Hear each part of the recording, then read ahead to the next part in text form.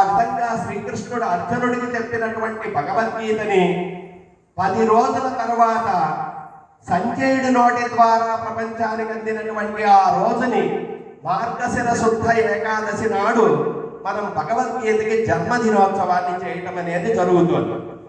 అంటే భగవద్గీతకి జన్మదినోత్సవం శ్రీకృష్ణుడు అర్జునుడితో చెప్పిన రోజు కాదు. ఎప్పుడు అంటే సంజయుడు ధృతరాష్ట్రుడికి చెప్పినప్పుడు. కాబట్టి మార్గశిర శుద్ధ ఏకాదశి ఈ రోజే. కాబట్టి మనం భగవంతుని యొక్క సన్నిధిలో భగవద్గీత యొక్క జయంతి చేస్తున్నాం. ఎందుకు చేస్తున్నాము అంటే నరుడి వలె పుట్టింది కాబట్టి. ఏ రోజు చేస్తున్నాము అంటే మార్గశిర శుద్ధ ఏకాదశి నాడు ప్రపంచానికి అందింది కాబట్టి.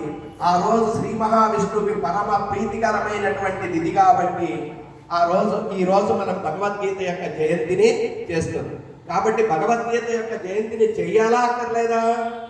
మానవుని వలె పుట్టింది కాబట్టి ఖచ్చితంగా మనందరం కూడా భగవద్గీతని జయంతి చేయాలి అని మన పూర్వాచార్యులందరూ కూడా సంకల్పించి శంకర భగవత్పాదుల తదనంతరం ఈ కార్యక్రమాన్ని ప్రారంభించడం అనేటటువంటిది జరిగింది.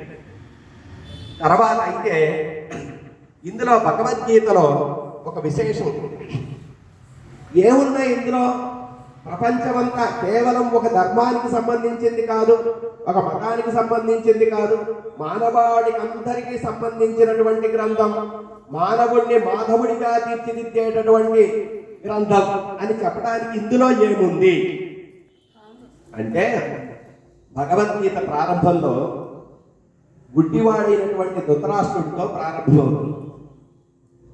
సాధారణంగా మనకు ప్రశ్న ఉదయిస్తుంది, అదేంటండి, దుర్యోధనుడు కులనాశకుడైనటువంటి వాడు, కలిపురుషుని యొక్క అంశతో జన్మించినటువంటి వాడు, అలాంటి వాడిని పెంచి పోషించినటువంటి వాడు ధృతరాష్ట్రుడు. అలాంటి ధృతరాష్ట్రుడితో ప్రారంభించాడు భగవద్గీత వ్యాస భగవానుడు. అది ఎందుకు చేయవలసి వచ్చింది?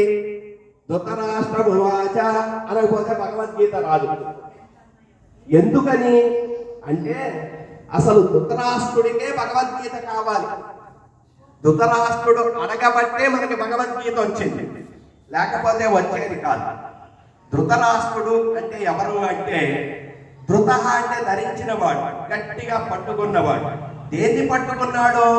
రాష్ట్రం ధృత, రాజ్యాన్ని పట్టుకున్నాడు. ఎలాంటిది ఆ రాజ్యం? తనది కానటువంటి రాజ్యాన్ని తనదిగా భావిస్తున్నటువంటి వాడే, వదలకుండా పట్టుకున్నటువంటి వాడే, అజ్ఞానంతో ఉన్నటువంటి వాడు ధృతరాష్ట్రుడు. రాజ్యము అతన్ని కానే కాదు. ఎలా కాదండి అంటే, కురువంశంలో పుట్టినటువంటి పెద్దవాడే ధృతరాష్ట్రుడు. కానీ జాత్యంతుడు అవటం వల్ల ఆయనకి రాజ్యాధికారాన్ని కోల్పోయాడు. అందుకని ఆయనకి ఎప్పుడూ పట్టాభిషేకమే జరగల. పట్టాభిషేకం జరిగినటువంటి వాడే రాజవుతాడు తప్ప ధృతరాష్ట్రుడు ఎప్పటికీ కూడా పాండురాజు తర్వాత రాజ్యాన్ని పరిపాలించిన కార్యనిర్వాహక రాజు అంటారు ధృతరాష్ట్రుడు.